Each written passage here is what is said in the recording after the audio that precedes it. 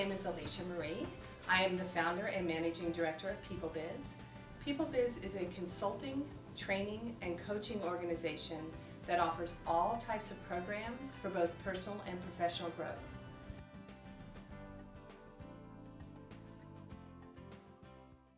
Imagine being able to stay out of judgment when you're experiencing an emotion, not labeling it bad or wrong, just allowing it. Imagine having the ability to really be with another no matter what they were going with, that you could be there with them. Imagine the actions you would take if you were completely unafraid or unstoppable around fear. What if you could operate from your vision, your commitment, your plan, versus have emotions dictate how things go for you each day? What if it no longer led the show, but rather acted as a compass for what's happening for you right now?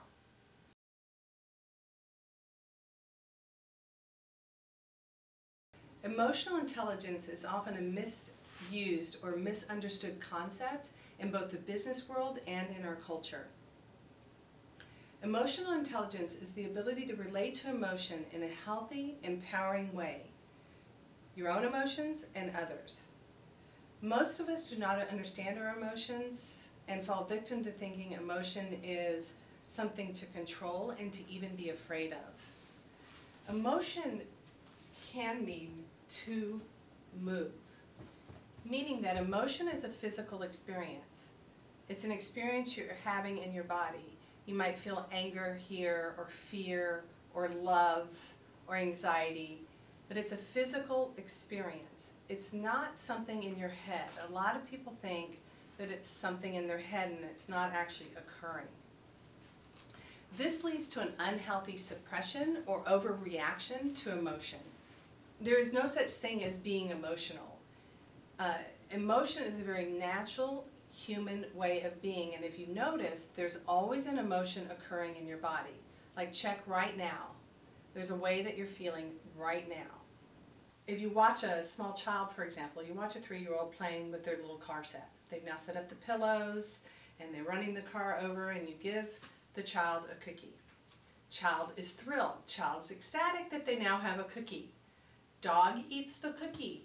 Child throws himself on the floor. Now they're sad, throwing a fit. They're angry. They're grieving. You know, they may even be ashamed that they let the cookie be taken by the dog yet again. So you hand the child another cookie. You take the dog and you put them in the other room. Child is now ecstatic, goes to the other room, feeds cookie to the dog, and on we go. So what's natural is to have an ongoing experience of emotion all the time. It requires being present to notice that you're always feeling something. Most of us can't even name the emotion that we're feeling. I have a chart up here to give you an idea. We don't typically say, "I'm afraid." Or we don't often say, "I'm angry," or "I'm feeling angry." Even "I am afraid" or "I am angry" is a misnomer, because it doesn't mean that's who you are, it means that's the emotion you're feeling. So what would be closer is, "I'm feeling anger," or "I'm feeling shame," or "I'm feeling guilty." Emotions have names like shame, guilt, apathy, grief, fear, desire, anger, pride, willingness, acceptance, love, reason, peace, and most people even miss the top one, which is enlightenment. So when we're teaching children emotional intelligence, we actually teach them to be able to name it. So that's your first step, actually being able to name the emotion you're feeling. What we do instead is we label emotions, certain emotions, right or wrong. And the moment we start judging them, we go into our head and we start telling stories. So instead of noticing, "Oh, this is anger," we say, "That guy did it to me." So we start telling stories about the emotion versus acknowledging what we feel. We also will physically suppress emotion. We'll do things in our bodies. So if you're feeling fear and you feel it in your chest, you'll notice people will tighten up around that area and they'll actually sink their chest in. If you are feeling guilt and you tend to feel it in your solar plexus, you'll notice that people actually do things with their body or do this to cover up so that they they won't feel whatever it is they're feeling. Lastly, the third way in which we try to avoid or suppress emotion is that we over-emote. We think that we can somehow get it out. So rather than just allowing emotion to move through you, which is what's natural, people will try to get it out. You know, they'll let that person have it and really be angry with that person. And there may be a temporary relief, but you'll notice you're right back to anger pretty soon. So the three things that we do to not experience emotion is that we go into our head and we tell stories. We don't acknowledge the emotion that we're feeling, or we physically suppress the emotion and we over-emote. We try to set up our environment, we try to set up our lives so that we won't experience certain things. We think, if I just had this much money in the bank account, then I would feel secure. If I was just in a relationship, then I would feel loved and accepted. If only I had, 2 assistants to do all of this work for me, I wouldn't be so overwhelmed. So we try to set our environment up so that we won't feel something. Well, that doesn't work. There is nothing out there that's going to have you feel a particular way in here. When you're emotionally intelligent, you recognize that you're 100% responsible for what's happening in your body emotionally. And it's not that big a deal because you're willing to have it. If you keep attempting to arrange your life so you won't have any fear, it will actually cause more problems.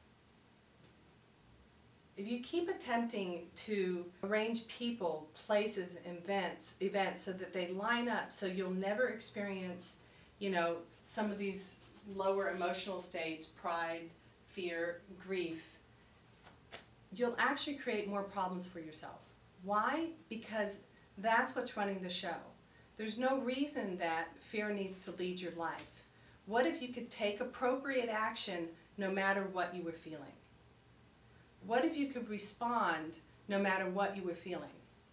What if you could be effective in your business and with your clients no matter what you were feeling? This requires being willing to feel everything. Because in the moment that you shut down around certain emotional states, you shut everything down. No longer do you have access to peace and joy and love and courage and willingness. By avoiding fear, by avoiding whatever discomfort or pain you feel in your body, you cut off your access to the other emotional states that we so enjoy feeling. There is no such thing as a life without experiencing or being truly human without having all of those experiences. What if you were completely open to feeling anything? What if you were completely willing to be afraid? What if you were completely willing to be angry? What if you were just fine with being ashamed or standing in judgment? You could have that emotion, and yet you could still operate from your vision, who it is you want to become, how you want to be. You could still have that emotion and still respond appropriate to the person and to your own internal compass. In other words, what you value. Here's the thing, there's no limit to your capacity to grow emotionally. Unlike behavior, which is pretty much set at 4 and 5 years old, or intelligence, your IQ, which is set at a certain age, you can grow emotionally, and you're built to grow emotionally throughout your entire life. There are 4 categories or aspects to emotional intelligence. There's your internal world, which is your self-regard, your self-awareness, your interdependence, which means your ability to be supported and be supportive, and your emotional awareness, that you can actually name an emotion versus tell a story. And then there's interpersonal relationships, which has a lot to do with empathy. Can you really stand in another's shoes? Social responsibility, healthy connection to others, and open, honest communication. The next aspect is responsiveness, which is about impulse control, stress management, the ability to grasp reality, and your own self-expression. And the last aspect is emotional state, your general mood, your ability to shift from fear to power, and your ability to allow emotion, accept emotion in yourself and with others. The leading indicator that you will feel successful and satisfied in your life is becoming emotionally intelligent. And studies show that human beings are actually built to grow this way. And it happens through conversations. Scientists have discovered that the recent research we've done on this is that people typically have 3 or 4 peak experiences through each year in which they grow emotionally. And what they've discovered is that when you are in dialogue with another around what's important to you, what your vision is, how you're feeling, and having conversations with others, that you grow at 10 times the pace. That's the foundation actually of how coaching works, is that you have a partner to speak about these things with, and people naturally become more emotionally intelligent.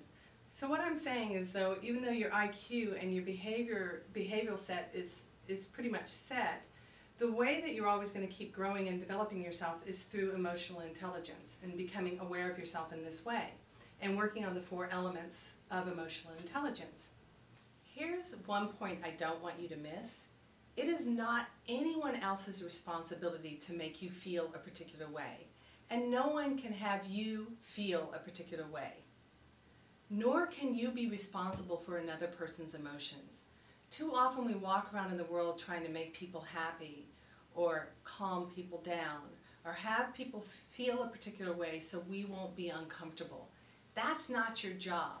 Get out of their business and start being present to what it is you're feeling and your own emotion, and be willing to feel whatever that is. Because if you're willing to feel pain, if you're willing to feel fear, if you're willing to be frustrated, then you're also going to have access to all the higher emotional states such as peace, joy, and love, and much, much quicker than if you're walking around in the world trying to avoid it.